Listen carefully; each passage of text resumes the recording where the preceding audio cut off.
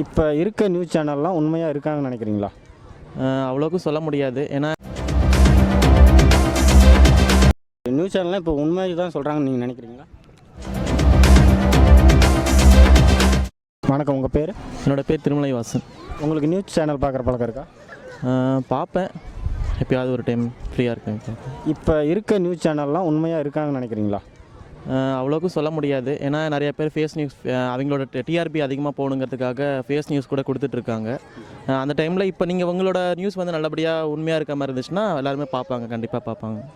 இப்போ ஒரு புதுசாக ஒரு நியூஸ் சேனல் வருதுன்னா அவங்களுக்கு நீங்கள் என்ன அட்வைஸ் பண்ணணும்னு நினைக்கிறீங்க? அதாவது எல்லா இடத்துலையும் கரெக்டாக கொடுத்தா போதும். நியூஸ் மட்டும் கொஞ்சம் ஃபேக்காக இருக்கிறனால தான் மக்கள் யாருமே கொஞ்சம் இதாக இருக்காங்க. கொஞ்சம் நியூஸ் புதுசாக கொடுத்தா பரவாயில்ல, ஒன்றும் பிரச்சனை இல்லை. வணக்கம், உங்கள் பேர்? சதீஷ்குமார். உங்களுக்கு நியூஸ் பார்க்குற பழக்கம்லாம் இருக்கா? இருக்குது. இப்போ ஒரு நியூஸ் சேனல்லாம் இப்போ உண்மையை தான் சொல்கிறாங்கன்னு நீங்கள் நினைக்கிறீங்களா? உண்மையும் இருக்குது, பொய்யும் வரும். இப்போ ஒரு புதுசாக ஒரு நியூஸ் சேனல் வந்துச்சுன்னா அவங்ககிட்ட என்ன எதிர்பார்க்குறீங்க? இப்படி தான் இருக்கணும்ன்ட்டு. உண்மையாக இருக்கணும். பப்ளிக் மீடியா 360 சப்போர்ட் பண்ணுங்கள். அரசியல், பொருளாதாரம், கல்வி, விளையாட்டு மற்றும் சினிமா போன்ற அனைத்து துறைகளிலும் நடக்கக்கூடிய செய்திகளை உண்மைத்தன்மை மாறாமல் துல்லியமாக உடைத்து கூறுவது உங்கள் பப்ளிக் மீடியா 360. ஓர் புதிய ஊடகத்தின் அரங்கேற்றம் விரைவில்.